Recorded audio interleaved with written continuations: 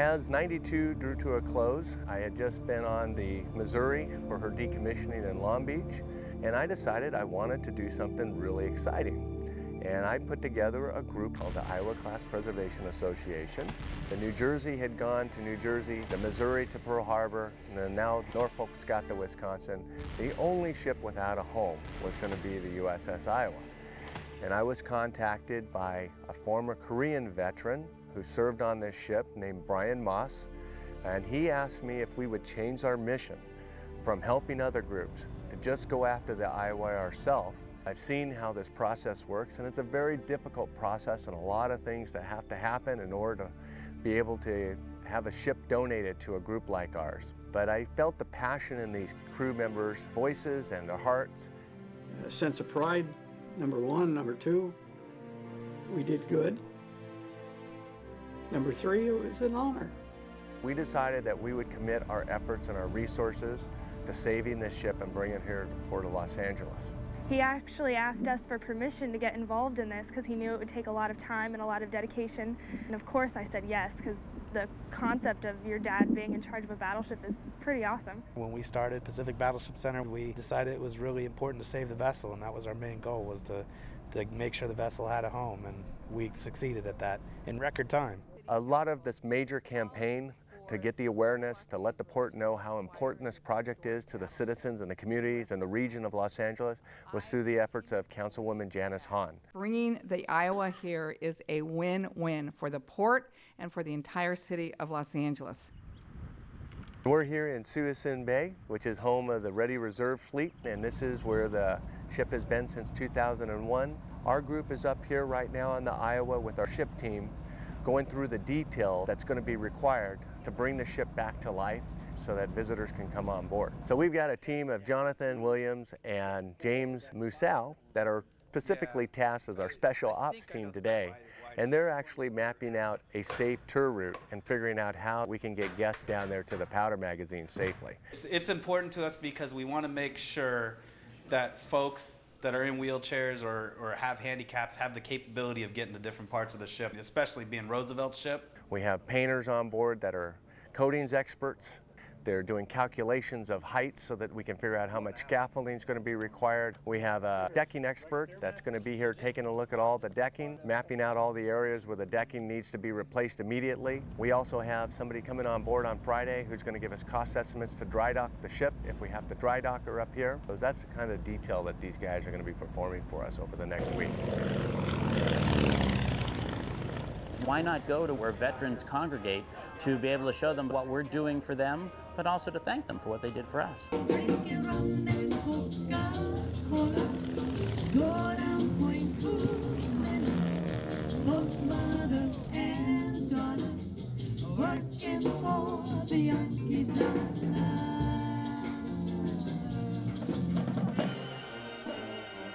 Two and a half weeks ago, we found out that we were going to be the Grand Marshals in the parade. We decided to create two floats.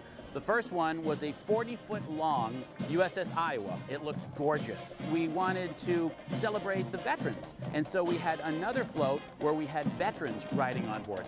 The USS Iowa is going to be a part of this community. So we figured, since we plan on being part of the community, we might as well start right now.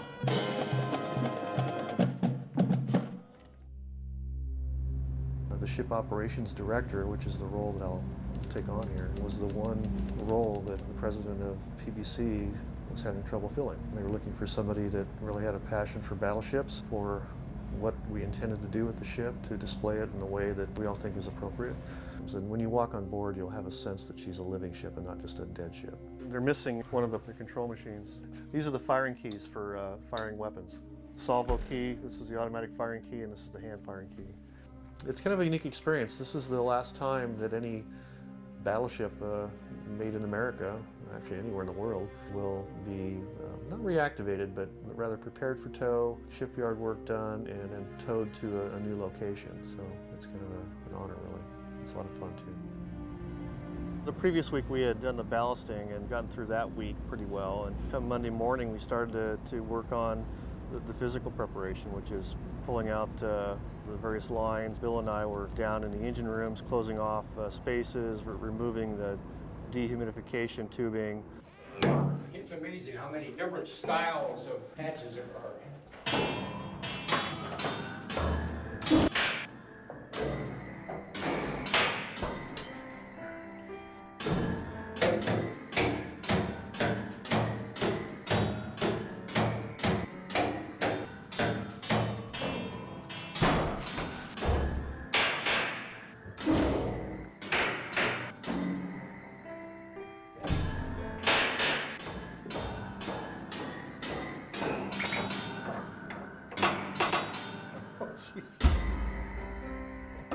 So that was just for show. They cut the chain the day before we left because they weren't able to recover our anchor just yet. The movement here of the battleship Iowa is a challenging job in the sense that it's the deepest ship that is sitting up here in the reserve fleet. And the channel that we have to go through is not really a maintained channel. And what we had to do is we actually had to take the sounding charts that shows all these different readings every 50 feet through the whole bay. And then we sit down and determine the route that we take. And it's not marked. We're fully confident now, after seeing the soundings yesterday, that we can take this thing across without bumping bottom on her.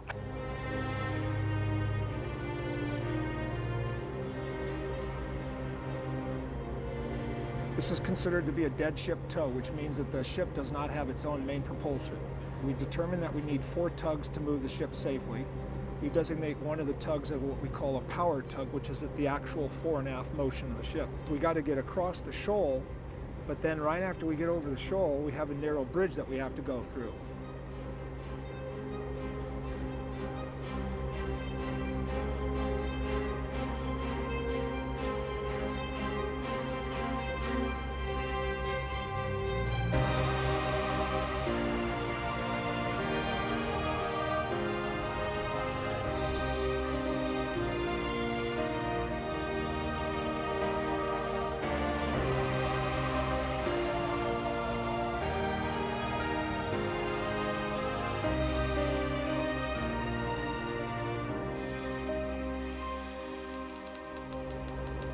Well, right now it's kind of a standard route here. We don't really need the electronics for our position. It helps to measure our rate of turn and help steady on our course. But everything in here is basically through, as far as our position, is by eye. It's a pleasure and an honor to handle the Iowa. I may never get to handle a ship like this again, so I'm glad I got to do it now. So far, we're doing pretty good, and we're pretty happy with where we're at. This week, we officially opened the USS Iowa for her new mission, educating the public about what a battleship is all about. So it was enjoyable to finally be able to share for the very first time to the general public the battleship and what we're doing, not only currently, but hope to do in the future as well. 12 years in the making. It's finally at that point. It's a good day. It really is a good day. Every day aboard the Iowa was a good day. Powerful, awesome, big, impressive, magnificent, Refurbished, volunteer, massive, beautiful, memories, Neglected, intricate, magnificent, complex. awesome. People don't realize that this is one of America's national treasures. When we were sitting over in Benicia with just a couple of lines still made fast, all of our anchors had been cut.